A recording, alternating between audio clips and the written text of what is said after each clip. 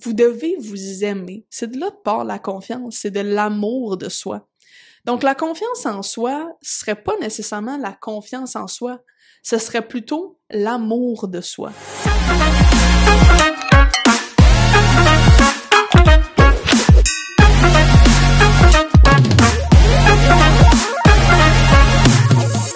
Hey, salut à vous autres, bienvenue à Croissance Métaphysique, le meilleur podcast pour libérer son plein potentiel, créer et manifester sa réalité de rêve à l'aide de la métaphysique. Je m'appelle Laurence Lévesque, je suis métaphysicienne, puis aujourd'hui, on va parler de la confiance en soi. Quel sujet intéressant, la confiance en soi, et on va pas juste en parler, je vais vous donner 3 trucs pour augmenter votre confiance en vous, parce que la confiance, c'est quelque chose qui est quand même super important pour atteindre nos objectifs, créer notre réalité de rêve, avoir du succès. Si on manque de confiance, c'est une grosse limitation pour atteindre nos objectifs, et c'est pour ça qu'aujourd'hui, je vais vous donner mes meilleurs trucs. Je suis présentement à la Halte 24/7, c'est ici que je filme mon podcast de croissance métaphysique. Vous savez que le mode un peu hybride maintenant du télétravail, c'est super intéressant d'avoir un endroit d'espace à bureau partagé, donc où est-ce qu'on peut louer des bureaux, travailler en coworking. J'ai déjà eu moi-même un bureau ici, donc c'est une super belle place et je suis super contente de pouvoir filmer mon podcast ici. Donc, la confiance en soi, vous savez, on va avoir de la confiance en soi pour atteindre nos objectifs de 1 et pour plusieurs autres choses, évidemment, pour avoir une meilleure vie. Si on revient un petit peu à l'épisode qu'on a vu la dernière fois, j'ai parlé du meilleur mindset à avoir pour maximiser son succès.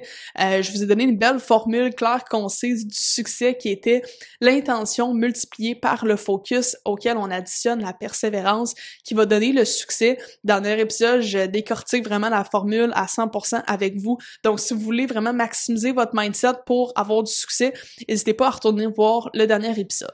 Donc, pour avoir du succès, on veut évidemment avoir de la confiance en nous. Vous savez, la confiance, comme je l'ai dit, c'est un des prérequis même parfois au succès. Et souvent, ça va venir de loin, la confiance. Souvent, ça va partir de nos expériences passées, de nos parents, de notre éducation, de la société, de plein de choses. Évidemment, on veut pas aller dans une grosse séance de thérapie pour comprendre pourquoi des fois on a moins confiance en nous. Ça nous arrive à tous, des fois, d'avoir moins confiance. Mais ce qu'on voudrait, c'est que la majorité du temps, on ait confiance en nous et qu'on sache qu'est-ce qu'on vaut, nous, en tant que personne. C'est ça le plus important. Parce que souvent, malheureusement, on sait même pas c'est quoi notre valeur. Ou on reconnaît notre valeur dans des choses extérieures, dans ma note d'examen, ou dans j'ai-tu fini première à l'école, j'ai fait combien d'argent cette année, je suis en shape, je suis en forme, je suis ici. Dans plein de choses extérieures, on va reconnaître notre valeur. Et si, pour une raison X, on n'a pas fait ça, nous autres, on n'a pas accompli 1 million d'affaires, ça peut être difficile de reconnaître sa valeur. Et c'est pour ça qu'aujourd'hui, on va vraiment approfondir le concept de confiance en soi pour que je puisse vous donner des trucs pour qu'on augmente cette confiance-là en soi. Et en augmentant notre confiance en nous, évidemment, on va augmenter nos chances de succès et de créer une réalité qu'on aime. Donc, avant de rentrer dans mes 3 trucs, j'aimerais parler du concept de l'échec. Vous savez, je crois que au Québec, même dans le monde, au total, en ce moment, on n'a pas une belle conception de l'échec. Pour nous, l'échec, c'est quelque chose de négatif, c'est quelque chose de pas le fun, c'est quelque chose qu'on veut pas parler, faut pas trop montrer où est-ce qu'on a eu des échecs. Et je suis plus ou moins d'accord avec ça. À mon avis, à moi, l'échec, ça fait vraiment partie du processus. Et là, je parle pas de l'échec de comme gros fail, puis j'arrête de faire ce que je fais à cause de ça. Je parle juste, tu sais, d'un échec temporaire. Le fait d'avoir lancé un produit qui finalement a pas marché, le fait d'avoir fait un examen, d'avoir échoué, le fait d'avoir fait une présentation devant des gens puis que t'as complètement raté puis c'était pas bon finalement, ça nous arrive à tous des échecs comme ça, des moments où est-ce que ça s'est pas passé comme on aurait aimé que ça se passe, et c'est pas grave. Je dis pas que c'est le fun, c'est sûr que c'est pas le fun. Ça m'est déjà arrivé, moi aussi, d'avoir des situations comme ça, d'échecs, pis que j'étais pas contente, tu sais, je tripais pas. Mais quand même, ça fait partie du processus. Et de comprendre que ça fait partie du processus, tout de suite, ça nous enlève une pression. Il faut arrêter de voir l'échec comme quelque chose dont on a peur, de quelque chose dont on veut donc pas que ça arrive. Ça se peut que ce soit nécessaire à ta réussite, l'échec temporaire. Sachez ça. Vous savez, une personne que j'aime beaucoup, Helen Keller, a dit un jour que on n'a jamais vraiment échoué jusqu'à ce qu'on accepte l'échec comme une réalité. Dans le sens, c'est vrai, tu sais. Si mon objectif, c'est, je sais pas moi, de bâtir une entreprise qui vaut 20 millions de dollars, puis que j'ai pas encore bâti une entreprise qui vaut 20 millions de dollars, c'est comme si j'avais échoué, tu sais.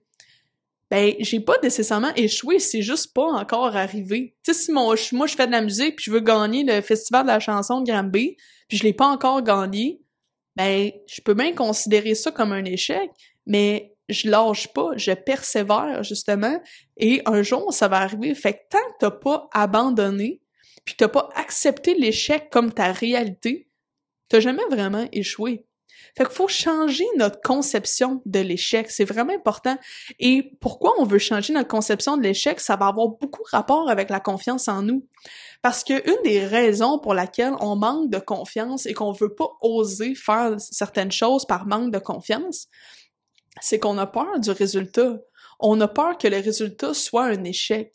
Mais imaginez-vous si on n'aurait pas peur du résultat, si le résultat serait pas stressant, puis qu'on réussisse ou non, c'est juste part of the game, part of the process. Imaginez si on réussissait à avoir ce mindset-là, on n'aurait pas peur d'entamer des choses, on n'aurait pas peur d'essayer des choses.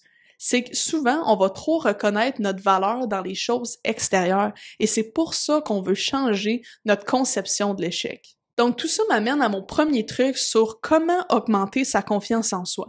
Et c'est qu'il faut reconnaître sa valeur à l'intérieur et non à l'extérieur. Donc comme je vous ai dit, souvent on va avoir tendance à voir notre valeur dans les choses extérieures. On va se valoriser avec des choses qu'on a faites, qu'on a atteintes.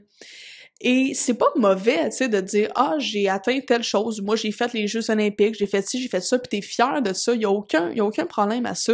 Tu peux les prendre, ces choses-là, pour te faire sentir bien. Mais ta réelle valeur est pas dans les choses que t'as faites ou que t'as accomplies. Ta réelle valeur, elle se trouve à l'intérieur.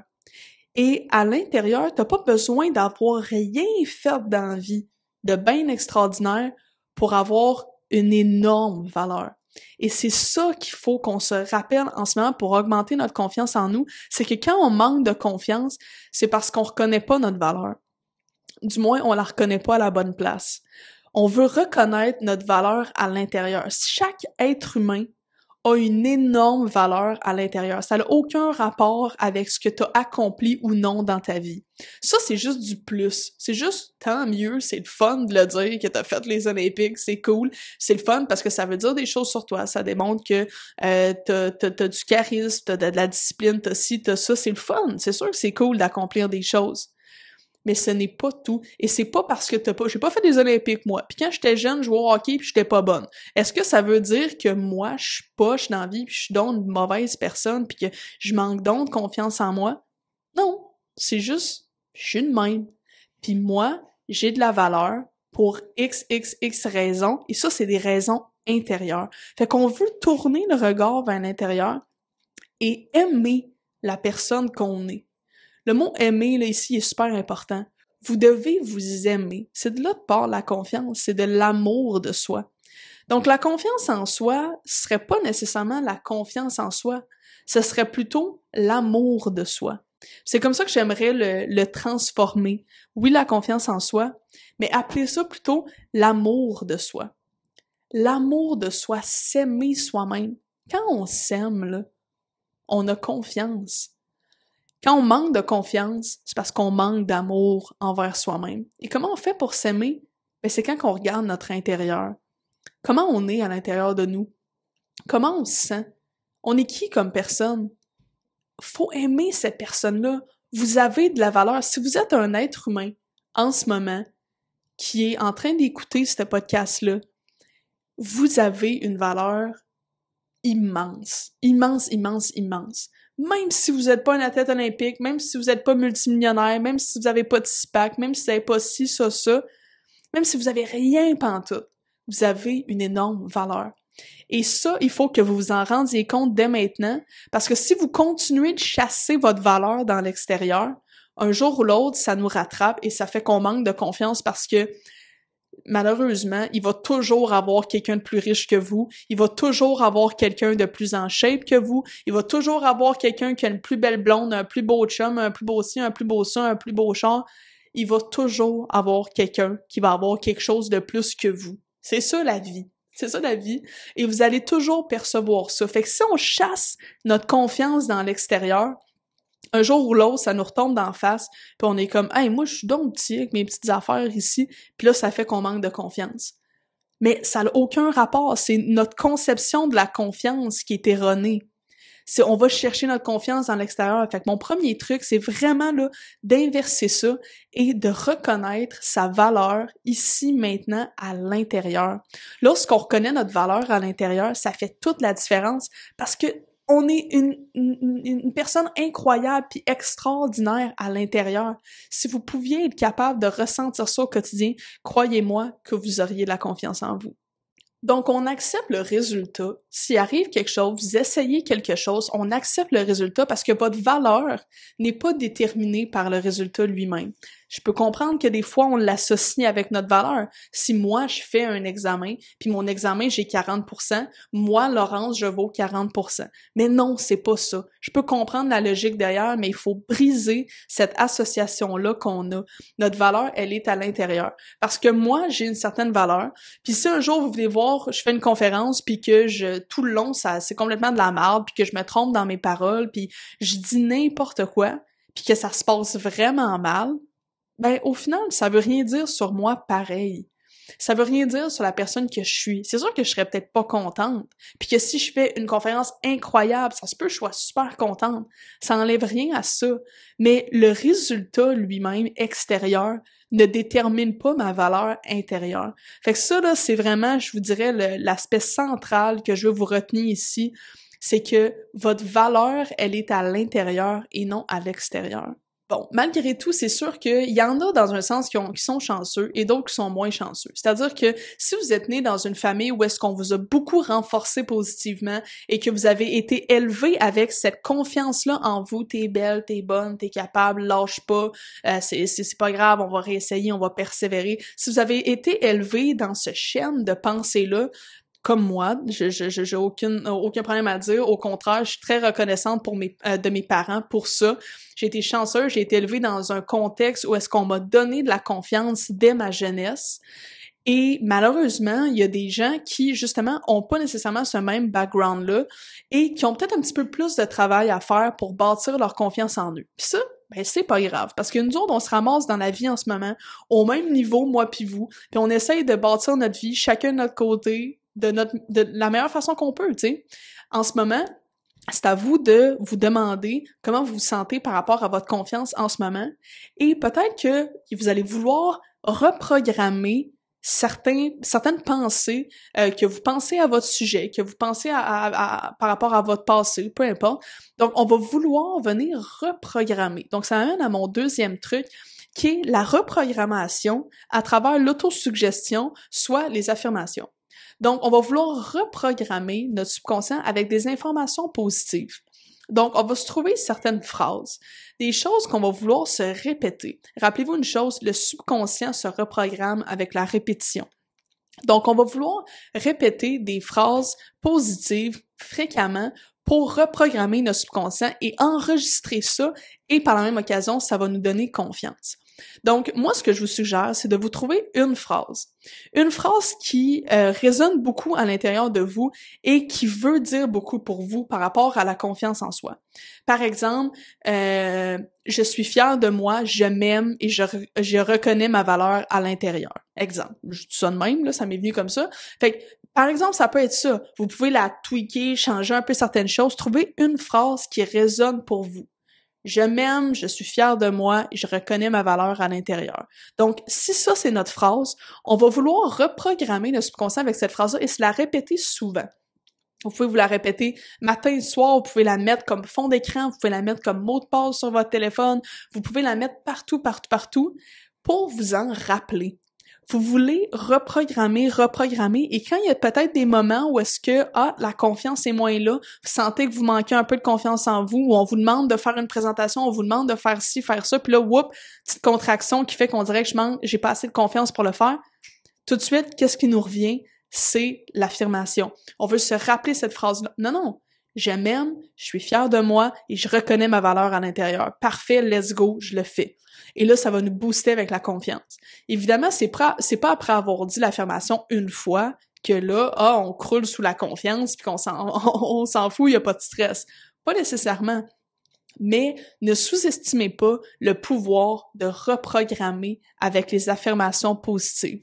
Il fut un temps, moi, où est-ce que quand j'étais plus jeune, à chaque matin puis à chaque soir, j'écoutais un enregistrement d'affirmations positives.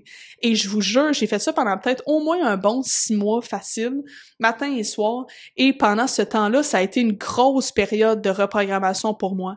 Et je suis persuadée que c'est à la base de beaucoup de succès que j'ai eu par après. Vraiment, cette période-là de reprogrammation, je suis persuadée que ça m'a beaucoup aidé. Fait que ne sous-estimez pas le pouvoir d'affirmation positive.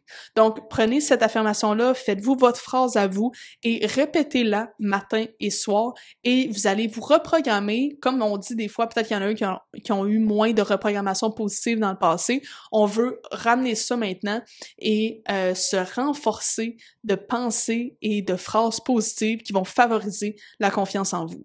Ce qui m'amène à mon dernier truc, qui est que souvent, on est beaucoup plus dur envers nous-mêmes qu'on l'est envers les autres. Il faut faire taire les critiques qu'on se fait de nous-mêmes à l'intérieur.